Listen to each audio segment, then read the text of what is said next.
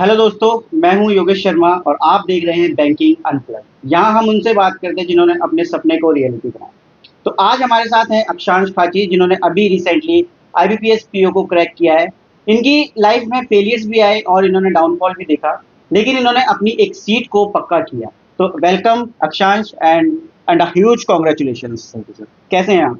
बढ़िया से एकदम। चलिए, सो अक्षांश, आप आईपीएस पीओ बन चुके हैं। सो सबसे पहला सवाल ये रहेगा कि आपको कौन सा बैंक अलॉट हुआ है अभी? सर मुझे बैंक ऑफ महाराष्ट्र अलॉट हुआ है। ओके, ठीक है।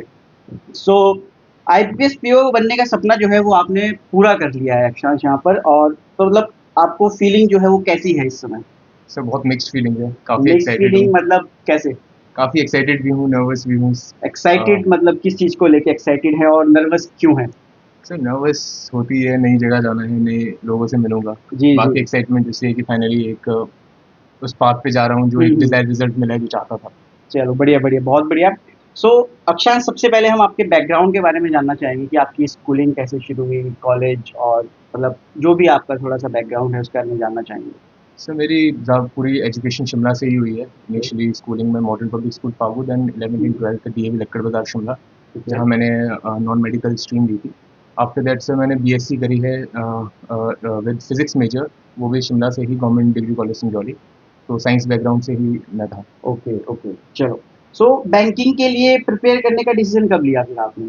सर लास्ट ईयर ही लगभग। लगभग लास्ट ईयर ही लिया? Yes sir. अच्छा, कोई टर्निंग पॉइंट था उसके बीच में कोई? सर जो करना चाह रहा था बेसिकली वो नहीं हो पाया, तो एक कोर्स करेक्शन था मेरे लिए।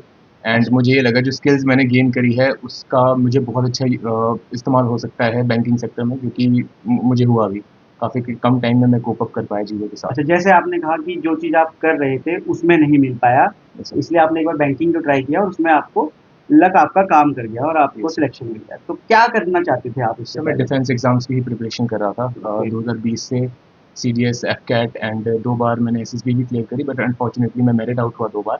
And okay. इसी दौरान क्योंकि C D S and F CAT के लिए मैं प्रिपेयर करा था, एंड सिलेबस ऑलमोस्ट सिमिलर है जितने भी कम्पिटेटिव एग्जाम्स है, तो वही चीज़ मेरे यहाँ पर काम आई। बस वो था कि थोड़ा जो नुएंसेस होते हैं हर एक एग्ज़ाम के वो समझा मैंने, बैंकिंग में क्या रिक्वायरमेंट है उस हिसाब से अपनी प्रिपरेशन को ढाला, एंड मुझे रिजल्ट्स मिले।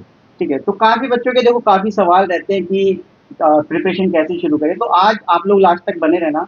अक्षांश अपनी पूरी जर्नी बताएंगे कि शुरू कैसे किया, और जो भी डाउट्स होते हैं वो सारे हम अक्षांश के थ्रू आपके पास पहुंचाएंगे ज़रूर। चलो, चलो एक बात करते हैं प्रिपरेशन जर्नी की। सबको यही जानना होता है कि मतलब कैसे शुरू किया, जैसे कि मैंने अभी बोला। तो आपका क्या था, कैसे शुरू किया आपने? सर शुरू तो मैं ये बोलता हूँ कि पहले बस अपना सिलेबस खत्म करना है, जितना भी सिलेबस है जो भी आपको पहले ये जानना है कि पूछते क्या है, क्या सिलेबस है। एक बार वो कवर हो गया उसके बाद मैं समझता हूँ कि मॉक, जितने ज़्यादा आप मॉक लगाओगे, जितने ज़्यादा आप उनको एनालाइज करोगे, उतना आपको एग्जाम के पैटर्न आपके दिमाग में सेट होगा, उतना हाथ आपका सेट होगा, तो आपको सोचना नहीं ज़्यादा एग्जाम में पड़ेगा। अच्छा, मतलब आप कह रहे हैं कि जितना जल्दी हो सके सिलेबस को कवर करें बिल्कुल। और उसके बाद मॉक्स पे जाएँ मॉक्स कि पे। अपना देखें, एनालाइज़ करें कि क्या स्ट्रेंथ है और क्या वीकनेस है, यस। जैसे कि आप कहना चाहते हैं, ठीक है। सो डेली रूटीन क्या रहता था आपका जब आप प्रिपरेशन करते थे? अभी तो आप पीओ हो। सो जब आप एस्पायरेंट थे तो उस समय आपका डेली रूटीन क्या रहता था मतलब? सर रूटीन मेनली यही था कि 7-8 घंटे मेरा स्वीट स्पॉट था, कितना मैं पढ़ के बेस्ट रिजल्ट्स निकाल सकता हूँ, तो इतना हुँ, मैं पढ़ता था। अब वो डिपेंड करता है अलग अलग सेक्शन में, कभी 2.5-2.5 घंटे के ऐसे सेशन लगा लिए, 2-2 घंटे के ठीक है। 4 सेशन लगा लिया, बीच में ब्रेक्स ली, थोड़ा वर्कआउट कर लिया, एक्सरसाइज कर लिया, और थोड़ा रिलैक्स रहने की कोशिश करता था, ज़्यादा अपने आप को प्रेशराइज नहीं करता था। ठीक है, कंफर्ट ज़ोन में रखते कंफर्ट थे जोन में थोड़ा-सा। रहकर थोड़ा सा रिलैक्स माहौल में मुझे ठीक। लगता है बेटर रिजल्ट्स तो मिलते थे मेरे। आपको क्या लगता है कि स्लॉट्स में पढ़ना इम्पोर्टेंट है या लगातार पढ़ते रहना है? सर मुझे लगता है पर्सन टू पर्सन डिपेंड करता है, मेरे हिसाब से तो स्लॉट्स काफ़ी बेटर रहते हैं, हुँ, क्योंकि जब आप दूसरे स्लॉट्स के लिए जा रहे हो, मान लो जो आप लास्ट 6-7 घंटे में जब पढ़ रहे हो, तो अगर आप ब्रेक ब्रेक लेके पढ़ रहे हो तो तब के लिए आप फ्रेश रहोगे। अगर आप लगातार 5-5 घंटे बैठ रहे हो तो प्रॉब्लली शायद लास्ट 1 घंटा उतना एफिशिएंट ना हो, आपका दिमाग उतना अच्छे से काम ना करे, तो मेरे हिसाब से तो ठीक। शॉर्ट्स में पढ़ना बेटर रहता है। अच्छा, कौन-सा सब्जेक्ट जो है वो आपको पूरी प्रिपरेशन के दौरान बहुत टफ लगा?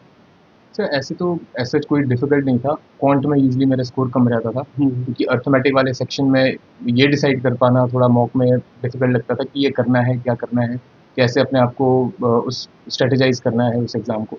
तो वहाँ पर मैं समझता था थोड़ी दिक्कत आती थी, बाकी इंग्लिश एंड रीज़निंग काफ़ी स्ट्रॉन्ग रहा मेरा एंड अच्छे ठीक है। स्कोर तो मिले। जैसे आपने बताया कि अरिथमेटिक और या मैथ्स में जो है वो आपको थोड़ी प्रॉब्लम आती थी, तो फिर वो आपने टैकल कैसे किया? क्योंकि काफ़ी बच्चे ऐसे हैं जिनको मैथ्स में ही मेजर प्रॉब्लम आती है। सो आप अगर शेयर कर सकें कि आपने कैसे टैकल किया उस प्रॉब्लम को? सर पहले तो जो टॉपिक्स उसमें जो सेक्शंस मेरे क्लियर है एंड स्ट्रॉन्ग है, उनको पकड़ना है जब भी मॉक देने हैं, चाहे आपकी डीआई होगी एंड स्पीड मैथ्स हो गया, पहले उस पे फोकस करना है। एंड मैं ये यूजुअली ये करता था एग्जाम में अरिथमेटिक में देख लेता कि कौन से क्वेश्चन में 5-6 क्वेश्चन पिक करके रखता था कि कौन से मुझे ट्राई करने हैं। तो फिर लास्ट में उस हिसाब से 1-2 मिनट में अगर हो रहे हैं तो वो ठीक रहता था। बाकी पहले स्पीड मैथ्स में यूजुअली मैक्सिमाइज़ करने की कोशिश करता था कि कम से कम टाइम में बेटर स्कोर आ सके स्पीड ठीक मैथ्स है। में। सो मतलब आपकी स्ट्रैटेजी ये रहती थी कि आप पहले स्पीड मैथ्स को निकालो, यस, जो छोटे-छोटे क्वेश्चंस हैं उनको मतलब कम टाइम में कम ज़्यादा टाइम में गेन ज़्यादा करने की गेन कोशिश करने की करते थे कोशिश। और जो आपकी वीकनेस थी या जो आप टफ समझते थे, उन चीज़ों को आप लास्ट के लिए छोड़ देते लास्ट थे कि जिससे मैक्सिमम गेन किया जा सके। यस। चलो। और मॉक और टेस्ट सीरीज़ का कितना रोल है मतलब इम्पोर्टेंट कितना इम्पोर्टेंट है? तो बहुत ज़्यादा मतलब इम्पोर्टेंट है। आपकी लाइफ में क्या मतलब इसका रोल रहा या कितना इम्पोर्टेंट है वो आपके लिए? सिर्फ सिलेबस खत्म करने के बाद मैंने सिर्फ और सिर्फ मॉक दिए हैं। हुँ, उसके बाद मैंने कोई बुक्स कुछ नहीं किया, सिर्फ मॉक्स दिए हैं। दिन के अगर प्री के 5-5, 6-6, 10-10 भी आप दे सकते हो तो दे सकते हैं। मैं भी बहुत देता था एंड यूजुअली यही रहता था, जो क्वेश्चन नहीं हुआ उसके बाद उसको ट्राई किया एंड ये देखना कि कैसे स्कोर और बेटर हो सकता था। तो एवरेज कितने मॉक्स देते थे आप पर डे? सिर्फ 5-6 प्री के मैं दे देता था इंक्लूडिंग सेक्शंस वगैरह सब कुछ। 2-3 में फुल मॉक दे देता था एंड बाकी सेक्शंस वगैरह देता था बीच में। तो सेक्शनल मॉक्स मतलब कैसे लगाने चाहिए आप? कितना सिलेबस हो जाए कि हम सेक्शनल मॉक लगा सकें? सर सिलेबस अगर पूरा हो जाए तो बेटर रहता है ताकि फिर कॉन्फिडेंस भी बना रहे। बाकी आप पहले से भी स्टार्ट कर सकते हो, उस हिसाब से आप सिलेबस को कैसे आपको ख़त्म करना है वो आपको आइडिया लग जाएगा अगर आप पहले ही है तो। बट एक बार अगर सिलेबस ख़त्म हो गया तो उसके बाद मुझे लगता है कि काफ़ी ईज़ी रहेगा ईज़ी आपके लिए। पड़ता है फिर आपके लिए मॉक। ठीक है, ठीक है। अच्छा एक ना बच्चों में सबसे बड़ा सवाल रहता है कि मेरा कि करंट अफ़ेयर्स कैसे करेंगे? कितने महीने के करें और कहाँ से सबसे बड़ा सवाल ये भी रहता है कुछ बच्चों का कि कहाँ से करें? तो करंट अफ़ेयर्स आपने कैसे कवर किए थे मतलब कुछ रिकमेंड करना चाहोगे अगर आप आने वाले एस्पिरेंट्स के लिए? सर पहले तो मुझे लगता है कि डेली करने चाहिए, हुँ, क्योंकि अगर आप वीकली या मंथली देखोगे तो बहुत ज़्यादा न्यूज़ हो जाती है। अगर डेली आप पकड़ोगे तो 2-3 न्यूज़ होती है, उसको बस देख लिया, पढ़ लिया या चाहो आप नोट्स बनाने बना लो। एंड जब आप डेली कर रहे हो, अगर आप नज़र पड़ रही है उस पे, फिर जब आप एग्ज़ाम के नज़दीक जब आप कोई वीडियोज़ देख रहे हो, मंथली कंपाइलेशन देख रहे हो, तो आपको वो रिटेन करने में हेल्प मिलेगी, अदरवाइज़ याद करना बहुत मुश्किल हो तो जाएगा। मतलब आप कह रहे हैं कि एक साथ अगर महीने का पढ़ोगे तो उसमें प्रॉब्लम हो प्रॉब्लम आएगी। सकती है। अगर आप रोज़-रोज़ देख रहे हो तो फिर बाद में चीज़ें देखी-देखी लगेगी जब आप लास्ट में एग्ज़ाम से पहले पढ़ोगे। मतलब डेली एक्सरसाइज कर रहे हो तो हाँ। फ़ायदा होगा, अगर एक ही हुँ। दिन भाग लोगे तो बीमार भी पड़ हाँ, सकते फिर हो, मतलब हेक्टिक हो उतना सकता है। सारा शायद इन्फॉर्मेशन आपका दिमाग स्टोर ना ठीक है, कर पाए। मतलब आप उसको भर नहीं सकते अपने अंदर, यस। आप ये कह रहे हो। और कोई मतलब कुछ रिकमेंड करना चाहोगे कि कहाँ से पढ़ना चाहिए या कुछ? सर डेली के लिए तो जैसे अफेयर्स क्लाउड की वेबसाइट में मैं देखता था, फ्री भी है एंड कोई पैसे भी नहीं लगते उसके। अच्छा। बाकी फिर एग्ज़ाम से पहले वीडियो जो आप भी भेजते थे एंड जो बाकी यूट्यूब चैनल्स पे भी है, हुँ, मंथली हो गया या फिर 6 मंथ्स की हो गया या इस तरीके की जितनी भी वीडियोज़ आती थी उनको देखता था। मतलब वो लास्ट टाइम पे जब वो एग्ज़ाम लास्ट के में जब कितने दिन पहले मतलब हफ़्ता 10 दिन सर पहले? प्री देने के बाद शुरू, जैसे फिर प्री नहीं, दिया। जो जैसे आप कह रहे हो कि 6 मंथ्स की वीडियोज़ आ रही हैं या हुँ। मंथली वीडियोज़ आ रही हैं, उनको कब से देखना शुरू करें? प्री दिया एंड उसके बाद जब मुझे पता है कि मेंस देना है, मैंने हुँ। जब भी महीना मिलता है, जितना दिन मिलता है, फिर जैसे-जैसे वीडियोज़ आ रही है, फिर वो देखनी शुरू कर दी। तो जैसे यहाँ पे बैंकिंग एग्ज़ाम्स में मोस्टली क्या होता है कि जैसे आपका रिज़ल्ट आया प्रीलिम्स का, हुँ, उसके 10 दिन बाद मेंस होता है। यस सर, तो हमें ये पता होना बहुत ज़रूरी है कि प्रीलिम्स के बाद कि हम मेंस देने जाएँगे, तभी यस हम सर। इस चीज़ की तैयारी कर सकते हैं। अगर कोई बच्चा जैसे लेट्स से कन्फ्यूज़ है, 50-50 है कि होगा या नहीं होगा और उसको एंड मोमेंट पे पता चलता है सरप्राइज़िंगली कि वो मेंस देने जा रहा है, तो उसके लिए क्या इम्पोर्टेंट है कि वो कितने महीने की कवर कर ले या कौन-सी इम्पोर्टेंट न्यूज़ हैं कि इस टॉपिक से पढ़ के चले जाएँ, तो उसका कुछ हो सकता है कि वो अपनी वो क्या कहते हैं कट ऑफ क्लियर कर ले सकें। तो जैसे इम्पोर्टेंट न्यूज़ है, कोई आरबीआई न्यूज़ है, हुँ, सेबी, ये सारी चीज़ें जो रेगुलेटरी बॉडी से रिलेटेड है, वो हो गया। बाकी बैंकिंग रिलेटेड जितने हो रही है कि क्रेडिट कार्ड, ये स्कीम्स, ये सारी चीज़ें देख ली।